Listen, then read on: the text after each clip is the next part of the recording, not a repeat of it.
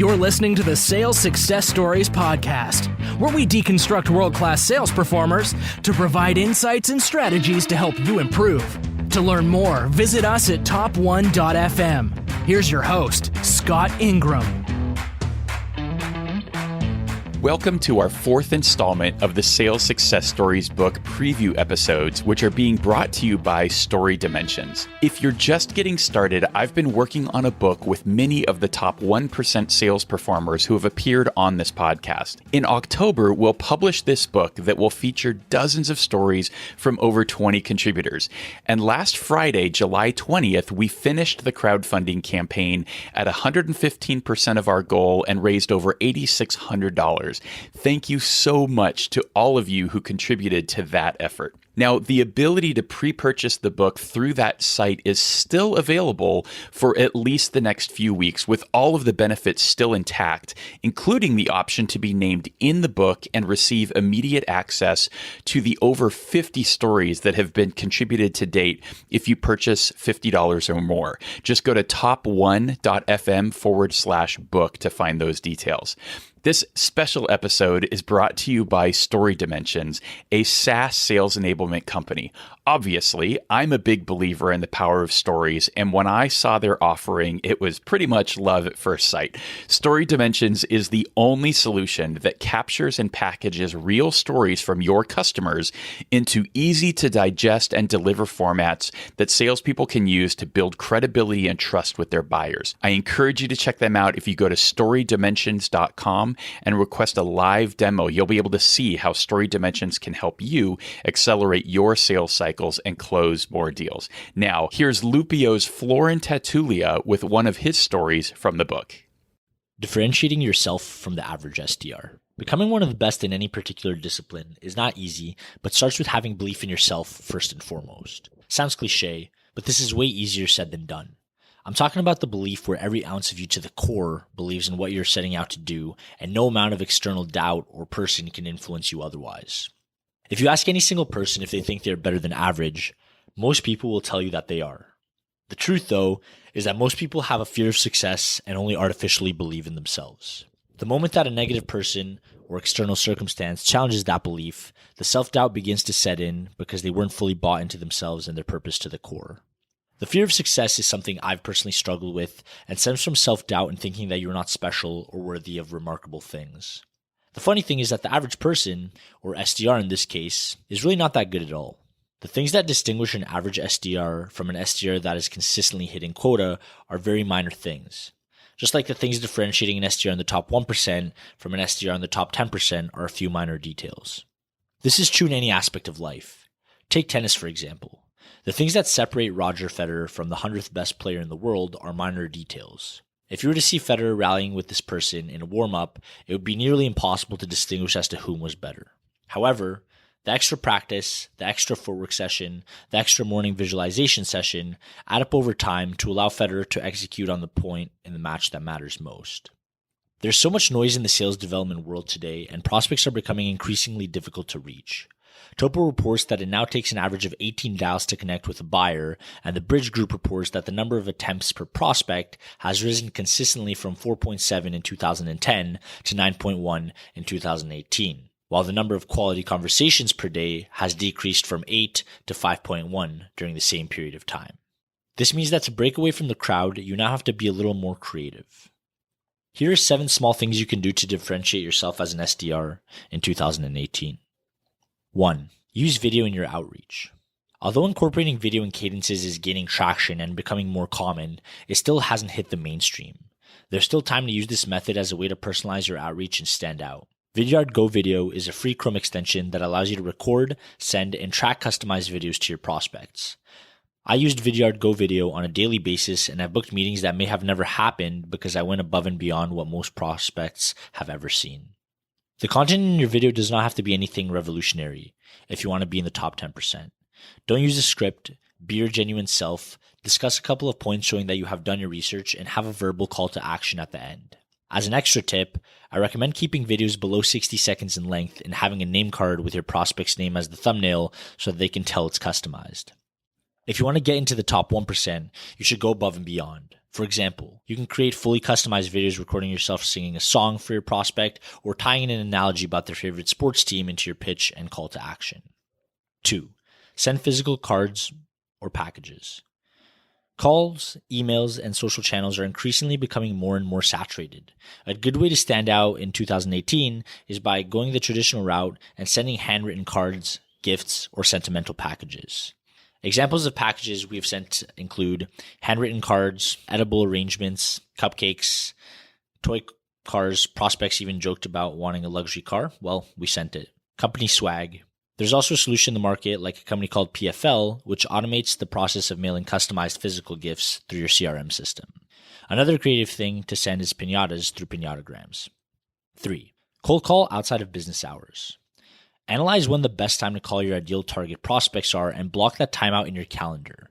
Typically, the best hours for cold calling are before the workday begins and as things are winding down towards the end of the day. Being the best takes sacrifice, so figure out a schedule that works for you and wake up early if you have to, stay late, and bang out those calls.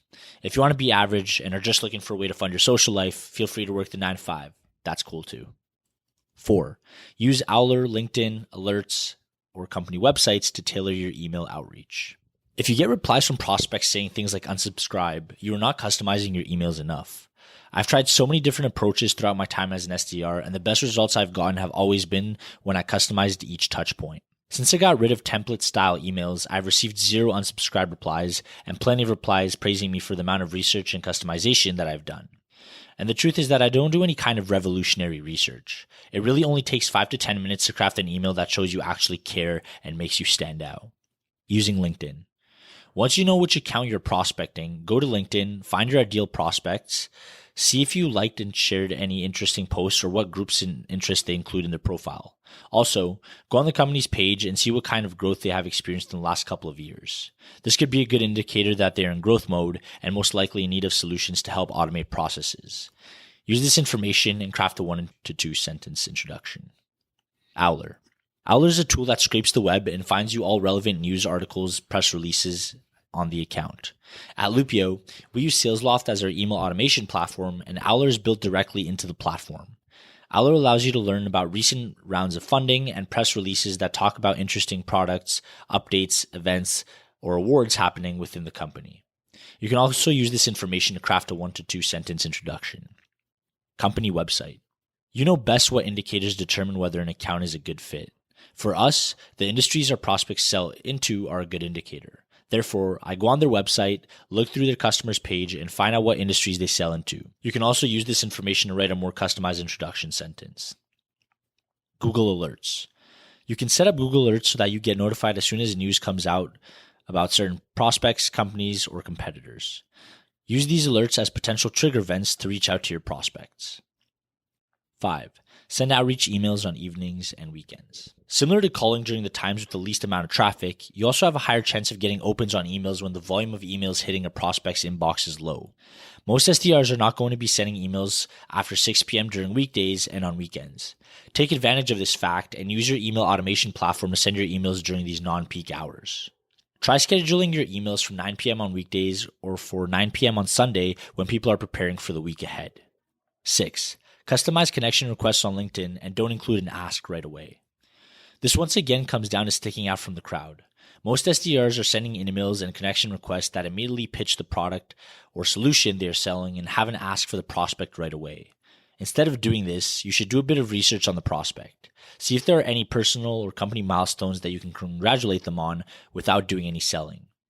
Another approach is to have an insight about the industry that the prospect is in and ask a question where the answer could set you up for a pitch. For example, you can say something like, "Hi, your name. I noticed that your team or company is," and then state a key point showing you did some research. From my experience, that usually means that, and then you can provide some industry insight. Then ask, "Is that the case for your team?" 7. The purpose of a voicemail is to direct your prospect to your email. Let's face it, voicemail reply rates are extremely low. The purpose of a voicemail should be to get your prospect to open your email where you have your value proposition. You only have a few seconds of your prospect's attention at this point, and there's no time for a pitch. Here's a nice template I've been using recently, which was recommended by Tito Bort and works well. "Hi," include your first name. "This is," your name with your company. I sent you an email yesterday about, and then put the subject of email or topic covered, but I have not heard back from you. Can you give it a quick glance and reply back? Again, it's your name with whatever company you work for. Thank you. This voicemail works because it teases some information and sparks the curiosity, which leads to the prospect having to go to your value-added email. It's important to restate your name at the end so that they can find the email in their inbox. Lessons learned. 1. The difference between an average SDR and the top ones are minor. However, minor tweaks over a long period of time leads to exponential results. 2. Always be looking to innovate. These 7 steps that work now may not work in 2 years. The important part is to acknowledge this and consistently push the boundaries of creative outreach. 3. In a world that is constantly changing and with technologies like AI coming into play, personalization and a focus on quality outreach will allow you to stand out and prevail.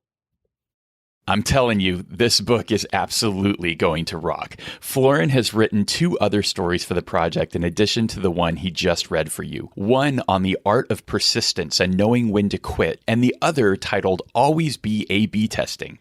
Like I said in the introduction, there's still an opportunity to get immediate access to all of the raw stories with your purchase today. Just go to top1.fm/book and you'll see what's available.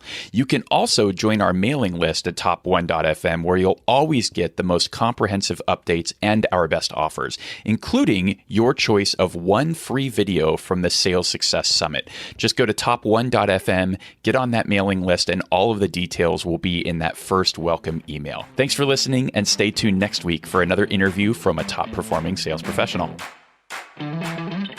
Thanks for listening to the Sales Success Stories podcast. To be sure you never miss an episode, and for an invitation to our sales success community powered by Influitive, subscribe to our newsletter at top1.fm.